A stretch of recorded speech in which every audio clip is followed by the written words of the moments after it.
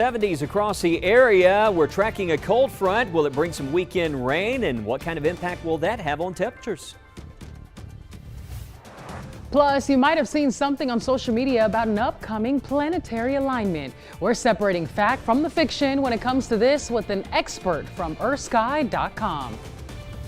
And the latest on the wildfire situation in the Midwest, where fires have already burned hundreds of thousands of acres, and an update on a wildfire last night in Jefferson County. Live on your side, First Alert Weather Extra starts right now.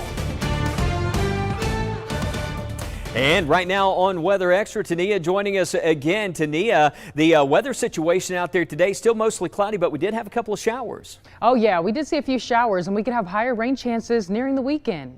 Yeah, that's right. Let's go right over to the maps here as we check out First Alert AccuTrack. Temperature right now at 70 degrees, 65 Birmingham, 63 Gadsden. Center right now at 60 degrees. A lot of clouds overhead at the moment, but right now as far as any rain chance, most areas are dry. We did put a small 20% chance in here. We have moisture lifting in, and that is going to kick off a couple of isolated showers through Thursday, but the better rain chance will come in Thursday night and into the day on Friday. So here's the next big thing that we are going to be tracking: a cold front. It moves in here, and then it stalls out as we get to the Friday morning time frame, and it really looks like Saturday before this will move out, but you can see that boundary nearby. This is showing Saturday morning at 6 o'clock, a chance for some rain and storms. And further south you go, it's warmer, milder, and that's the area that will be more favorable for storms as we move into the weekend. But all this will move out by Sunday. But this is a system that's going to bring that rain chance in here for Thursday night into early Friday morning. Some scattered showers, and I want to stress here, this is not going to be a washout on Friday and Saturday, but it's going to be a day with these on and off showers, so just keep that umbrella nearby. Possible storm for Saturday. Again, that's going to be with that front moving through early in the day for the most part, and then we'll watch to the south. There might be a storm with some gusty winds. After that system, big drop in temperatures. It's back to lows in the freezing range by early next week. But those are the First Alert weather headlines that we are going to be tracking. Next 24 hours, again through tonight, staying mostly cloudy. That temperature you can see there for the morning drive, close to 60 degrees, maybe a few 50s in the cooler locations off to the north. But we did factor in an isolated shower during the day for Thursday, and winds out of the southwest at 5 to 15. It's been kind of breezy yesterday and today, and that breeze comes back tomorrow. If you check the First Alert weather app today, even though we had temperatures in the upper 60s, the feels like temperature was down in the low 60s at times because of that breeze and the cloud cover out there. But I do think tomorrow, especially if we get some sunshine, we're going to see those readings take off into the 70s, and there's a chance, I know Megan mentioned this yesterday here on Weather Extra, we could get close to some of those record levels during the afternoon. So a lot that we are tracking with those temperature changes, and we'll look ahead to next week and when we could see even more rain. That's all coming up right here on Weather Extra. That we continue right here in just 30 seconds.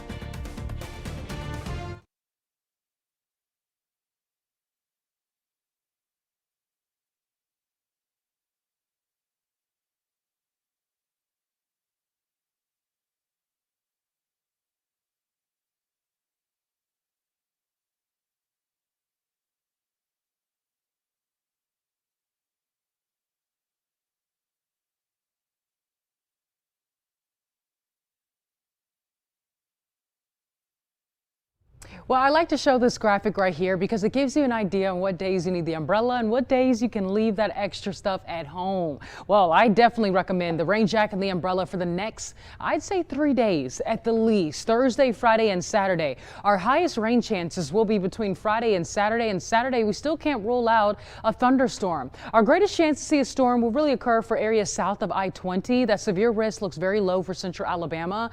But Thursday, tomorrow, we could still see a few passing showers, so I recommend the umbrella or at least a rain jacket in case a passing shower occurs near an area near you. Now, into next week, we start dry, but we're going to be a lot colder. You're going to need the heavier coat, so we're trading the umbrella for the heavier jacket as we near the end of the weekend and the start of next week. Some of our models have been showing we could easily feel like the teens early Monday morning with the wind and that cold air as it begins to settle in after this weekend's front officially makes its way through. So yeah, winter's not over. Just want to give you that FYI and that first alert. alert.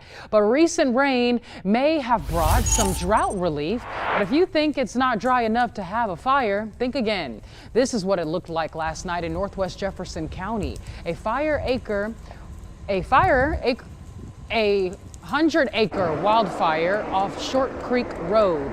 Downed power lines are thought to be the cause.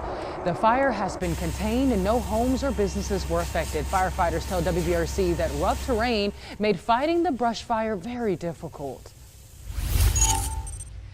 And sadly, this evening, rescue crews are working to recover the bodies of 8 skiers who disappeared after an avalanche yesterday morning. A group of 16 skiers reportedly encountered an avalanche near Castle Peak, California. Some were able to escape, but 9 people got caught up in it. The bodies of 8 of those people were found this afternoon, and 1 person, unfortunately, is still missing. Close to 50 emergency first responders are actively working on this search. Weather conditions remain highly dangerous. At least 4 people are dead and more than 24 others injured after a multi-vehicle pileup in low visibility and high winds in Colorado. The crash involved over 30 vehicles, including 6 semis. It happened Tuesday morning when wind gusts over 60 miles per hour were blowing dust and dirt around, reducing the visibility and causing brown-out conditions. At least 29 people were taken to the hospital with injuries. In Oklahoma and in Kansas, crews are working to contain multiple brush fires, which have burned hundreds of thousands of acres. Those fires have also forced evacuations, and you can see the plumes of smoke coming from what's known as the Ranger Road fire. Oklahoma Forestry Services and said that fire has spread around 15,000 acres, including into Kansas. According to the National Weather Service, there are dangerous fire conditions along the Oklahoma-Kansas border, and gusty winds and blowing dust are ongoing across southwest Kansas. Well, the storm system dumping snow on ski resorts out west is causing headaches for the drivers. We'll tell you which interstate has been shut down due to the dangerous conditions.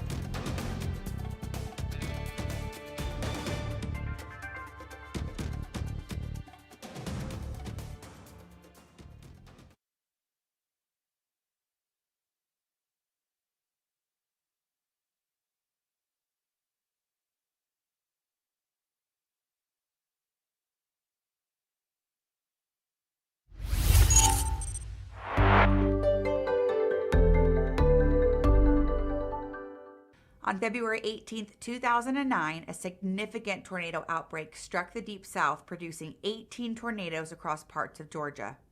An unusually warm and moist air mass combined with a powerful jet stream overhead created the ideal environment for supercell thunderstorms to develop. An advancing cold front during the afternoon triggered the storms as it moved east. The first tornado touched down near the Alabama border and remained brief, rated EF0. However, conditions quickly intensified.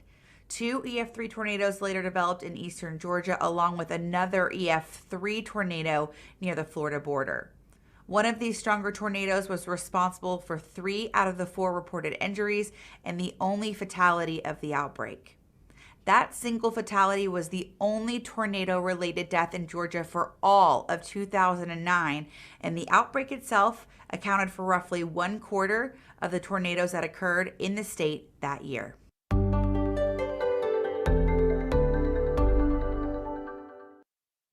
Well, a storm system is dumping a lot of snow on parts of the Sierra Mountains in California and in Nevada. In fact, Reno, Nevada broke its daily snowfall record yesterday when it picked up close to 8 inches of snow. All of that snow is causing road closures in the higher terrain, and Jaden Urban has the story. Another day, another mess of travel over Interstate 80. The freeway saw lots of closures and horrible driving conditions, no matter which way you were driving down. It's pretty gnarly coming down. There was a lot of spin outs, and the truck was definitely sliding around a bit. This storm was kind of scary on the bridges. And some people know their limits. If I had the right car, I would definitely feel more comfortable, but my car right now is pretty low, so I definitely wouldn't feel comfortable driving in this. However, some snowboarders tried to hit the slopes, but the closures would not allow them to come from Reno. A little disappointed. It would have been a fun day. Fresh powder everywhere. The fresh powder is what led another driver to the biggest little city. Come and pick my brother up. He's coming up from Phoenix to go skiing with me. He saw the storm and he wanted to come. But things took a turn for the worst. You want to see the flat tire on my car? He believes he hit a piece of broken chain on the road. Luckily made it to here, been waiting for 45 minutes to get it fixed. I just got a brand new car. Don't have the little lug nut bolt to take it off. Called the GMC dealership, said they're all identical. I can't freaking do anything. I have to wait to get it towed in and get it broken off. The tow truck eventually did come to help him out. While the day was frustrating for some, for others, it was an extra day off from responsibilities. It's always nice to get a day off from school, especially my last semester. You know, the senioritis is kicking in, so I could always use a day off and just another day closer to graduating. All right, a live look from Talladega County right now. Mostly cloudy sky all across the area. It was still a little cool out there with that breeze today, but anytime the sun peeked through the clouds, it was just like a breath of fresh air, right? A nice, comfortable feel out there. But let's talk about future radar. I've got the wind speeds here actually the wind direction and the wind speed on the forecast map as we walk you through the next 24 hours. So here's out the door tomorrow morning. Mostly cloudy, still a cloudy day, and maybe a couple of showers to the north. And throughout the day tomorrow, still mainly dry. Another decent day, but that wind is still out of the southwest direction at about 13 miles per hour. That flow coming in out of the south. A lot of moisture lifting in, so we get the clouds and also maybe a couple of sprinkles during the afternoon. They're 7 o'clock tomorrow evening, those. We take it to 7 a.m. on Friday. Through late tomorrow night and Friday morning, a front moves in, and it brings a chance for showers. Now, model data, this model shows a lot of that rain there pushing off to the south early on Friday, but the thing is we have the front that's going to basically stall out briefly across the region, and then it starts to lift north again into Saturday. But there's 7 p.m. Friday, and not seeing a total washout, but this is a setup. I just want to stress, make sure you have the umbrella nearby. Shower is possible through Friday night, also into Saturday especially. We get to Saturday, and this is when that line of rain could start to ramp up again as this front finally makes its push off to the south. Notice the wind out of the south. You need to watch areas down in here. You go south of I-20, south of Tuscaloosa, Birmingham, and Anniston. It may be unstable enough there for a stronger thunderstorm. And eventually the winds will shift around back to the north once we get into the Sunday time frame. And that is when we're going to be talking about the possibility of freezing temperatures coming back for early next week. But that storm fuel, as we look ahead, this is the instability. That's the one component that we're seeing this weekend. Unlike last weekend, it was a lack of instability. We had the wind energy, and again, this go around, the instability is there, but we don't see quite as much upper level support. And that's one of the reasons why we don't see a major risk for any severe weather this weekend, and hopefully that trend continues. But we can't rule out, especially to the south where this air is a bit more soupy, we could have a storm ramp up by mid-morning Saturday with some higher wind gusts and could have a strong storm. Just can't totally rule that out. As you can clearly see, there's some instability on the map there for early Saturday and into the afternoon, especially down into South Alabama. For tomorrow morning, we're going to start out, a lot of us in the 60s, but notice we have a few 50s on the map. Still, when it comes to February, mild conditions certainly to start the day. Again, a mostly cloudy start. And then for tomorrow, we generally went with highs in the mid-70s. The thing is, we get a little bit of sunshine. The temperature is going to jump up. Tomorrow could be one of the certainly warmest days of the week. Notice some of the data showing, look at Utah there, that's showing 81 degrees. If we reach some upper 70s, especially for places like Birmingham tomorrow, we're talking records, as Megan noted right here on Weather Extra yesterday. That's something we're going to watch out for as we move into tomorrow afternoon. But the winds tomorrow, that breeze will come back out of the south to southwest. You can see wind speeds up to around 15, 16 miles per hour there during the day. So it is going to be another breezy day with those clouds around. But here's our 10-day forecast, and the weekend starts out unsettled. Sunday looks dry but colder. It is back to winter next week. Notice we went lower on the high Monday, 48 degrees, lows in the 20s, and there will be a feels-like temperature down into the teens for a lot of us early Monday morning. But the good news is, and we see this often, Tania, this time of the year, this cold weather, usually when we have the cold snaps, they don't last a long time, especially as you start talking March. Oh yeah, I'm so excited for some warmer conditions to stick around. But unfortunately, that's not going to be the case into early next week. But I do see a bounce back in those temperatures like Wes was mentioning. And so does the Climate Prediction Center. Across the United States, above average temperatures are expected February 26th through March the 4th. So all of our nation should be dealing with warmer than average conditions. And that includes us right here across central Alabama and the state of Alabama. Ooh, looking forward to that. Look at these precipitation map. We are looking at the end of February, early portions of March, February 26th through March the 4th. And it looks like the Midwest all the way to the Pacific Northwest dealing with above average rainfall, maybe some below average rainfall for the southwestern states across the nation, New Mexico, Arizona, maybe even parts of Texas. But when we look here across central Alabama, we're still going to be right around average, maybe some slightly above average rainfall totals expected for the north and eastern portions of our viewing area. But for the state as a whole, I'd say basically right where we typically are. So we'll keep you up to date with that beyond the 10-day forecast as it's subject to change. But there's a post on social media you may have seen about planets lining up at the end of the month. Is it true? Here's meteorologist Matt Daniel with the answer. Well, we're making our way up into the night sky, get a chance to see some planets. Let's talk to Deborah Bird from earthsky.org to tell us about it. You know, Deborah, on social media recently, we've been hearing a lot of rumors about a planet parade, a planet alignment of some sort. What is going on? Separate the fact and the fiction for us. Okay, so what I've been seeing, it's probably the same thing you've been seeing, is Planet Parade, 6 Planet Parade on February 28th. And so in the real sky, it's not, it is 6 planets, but you'll probably only see 3 to 4 of them. And we don't really know why they chose February 28th, because you can see all those planets right now. Explore the wonders of weather with Weather in the Classroom. Scan the QR code now to help your kids soar to new heights with Soar with 6.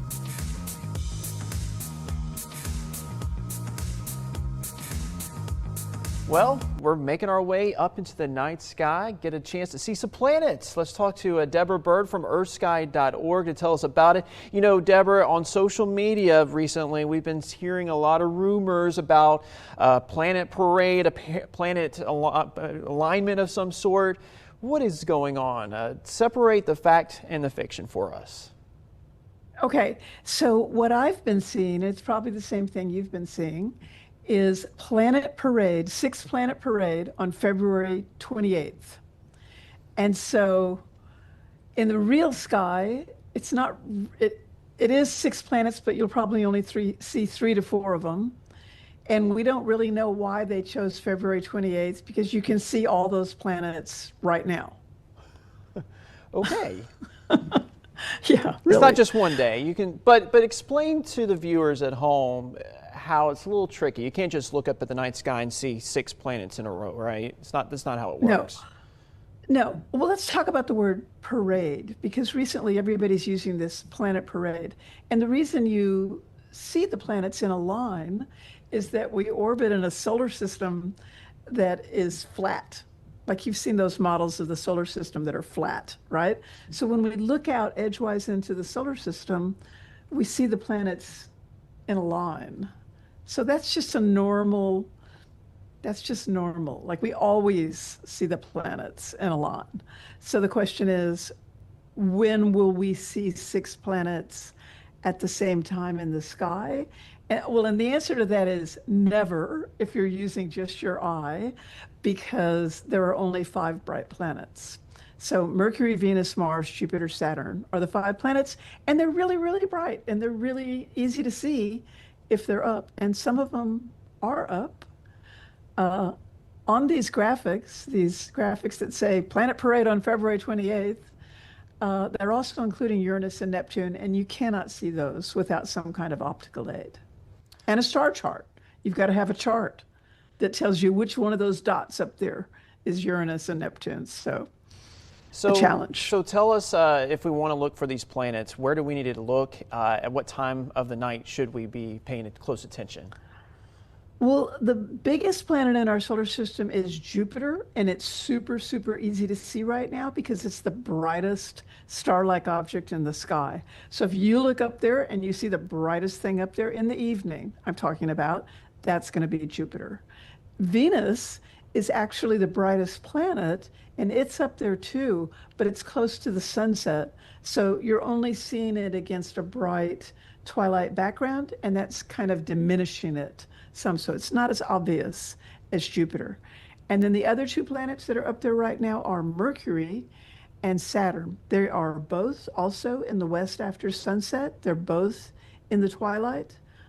Mercury actually by February 28th will be much lower in the sky. The best week to see Mercury is this week. Is there any other cool things that you want to mention about the night sky that we might be able to enjoy over the next week or 2? Well, I do want to mention that most of the planets are up most of the year, somewhere in the sky. So if you think about us going around the sun, the only time we can't see the planets is when they're located in the direction of the sun. But usually they're on one side of the sun or the other, or they're sort of behind us from the sun. So planets are pretty easy to see. Sweet. Well, I always look forward to it. That's always great information coming in from you, Deborah, from earthsky.org. I appreciate you as always.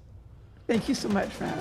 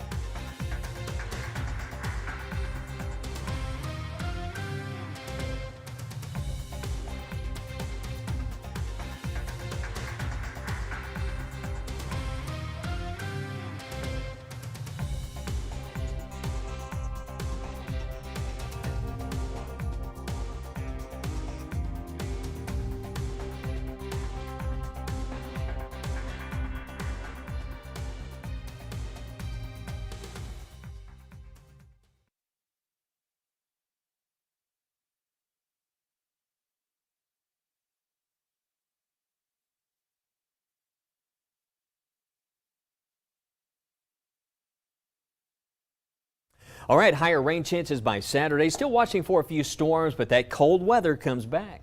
Oh yeah, we've got freezing temperatures next week, and it might feel like the teens by Monday morning. Yeah, not so fast, as Winter would say. But hey, we say not so fast. We've had a lot of school visits here. We've been busy, Wes. Take a look at where I was today.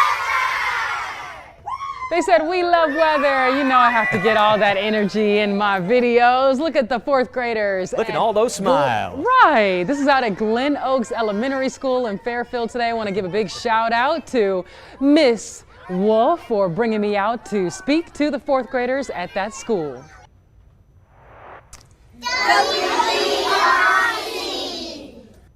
All right, and Matt was in Tuscaloosa County at Buell Elementary School today and talking to the students about the weather. And look at that lovely cookie cake there. We love some cookie cake. Actually, I'll be in Tuscaloosa tomorrow heading over for another visit. Oh, and Megan West was out at another school today, fourth graders at Addison Elementary School. She talked about tornadoes, how they form, and tornado safety. Thanks to everyone at those elementary schools for bringing us out. And Megan didn't bring us back any cake. Coming to a school near you. Hey, we'll see you tonight, first at 9.